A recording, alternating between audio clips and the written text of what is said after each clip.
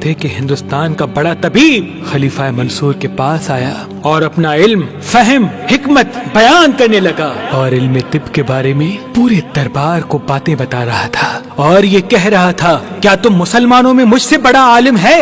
منصور نے سوچا کہ اس طبیب کو کیسے چپ کروایا جائے۔ بالآخر منصور کے تمام وزیروں نے یہ مشورہ دیا کہ اس کو ایک ہی انسان چپ کروا سکتا ہے، وہ ہے نواسائے رسول، امام وقت، امام جعفر صادق علیہ السلام۔ بس تو منصور نے امام کی خدمت میں پیغام بھجوایا کہ آپ آئیں اور اس مشرک کے تکبر کا جواب دیں۔ امام جعفر صادق علیہ السلام جب دربار آ پہنچے تو سب امام کے احترام میں اٹھ کھڑے ہوئے۔ جب اس طبیب نے دیکھا کہ وقت کا بادشاہ اور تمام مشیر امام جعفر صادق کی تعظیم کر رہے ہیں تو وہ امام جعفر صادق علیہ السلام کو دیکھ کے کہنے لگا، اگر آپ بھی مجھ سے کچھ پوچھنا چاہتے ہیں تو پوچھ سکتے ہیں۔ امام جعفر صادق علیہ السلام نے مسکرا کے فرمایا، اے طبیب، میں تم سے کیا پوچھوں کیونکہ میں تو تم سے زیادہ علم رکھتا ہوں۔ طبیب کہنے لگا، جتنی کتابیں طب کی میں نے پڑھی ہیں، لکھی ہیں، اس زمین پہ شاید ہی کسی نے لکھی ہوں، اور آپ مجھ سے زیادہ جانتے ہیں۔ اچھا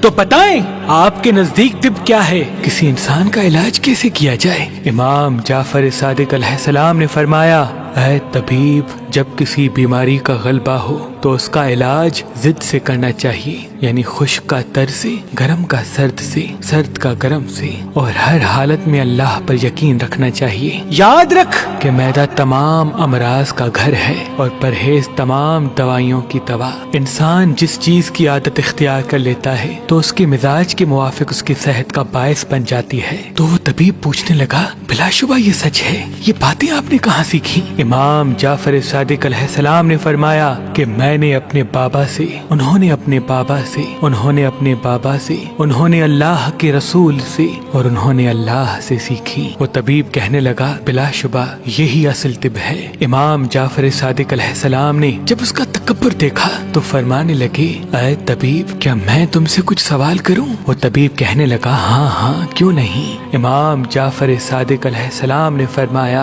اے طبیب، آنسوؤں اور رطوبت کا مقام سر میں کیوں ہے؟ سر پر بال کیوں ہوتے ہیں اور پیشانی پہ کیوں نہیں؟ اور انسان کی ناک دونوں آنکھوں کے درمیان کیوں ہے؟ ناک کے سوراخ نیچے کی طرف کیوں ہوتے ہیں؟ ناک کے اندر بال کیوں ہوتے ہیں؟ اور منہ پر دو ہونٹ کس لیے بنائے گئے؟ مردوں کی داڑھی کیوں ہوتی ہے اور عورتوں کی داڑھی کیوں نہیں ہوتی؟ اے طبیب بتا، پیشانی پہ پل کیوں پڑتے ہیں؟ آنکھوں کے اوپر بھویں کیوں ہوتی ہیں؟ آنکھوں پر پلکیں کیوں ہوتی ہیں؟ یہ تمام سوالات سن کے وہ طبیب گھبرانے لگا اور سر جھکا کے کہنے لگا کہ اے نواسائے رسول، ان سوالات کے جواب میرے پاس نہیں اور نہ ہی میں نے کہیں پڑھے ہیں۔ تو امام جعفر صادق علیہ السلام فرمانے لگے، اے طبیب سن، اگر اللہ آنسوؤں اور رطوبت کا مقام سر میں نہ رکھتا تو انسان کا دماغ خشکی کی وجہ سے ٹکڑے ٹکڑے ہو جاتا، اور اللہ نے سر پر بال اس لیے رکھے تاکہ اس کی وجہ سے تیل انسان کے دماغ تک پہنچتا رہے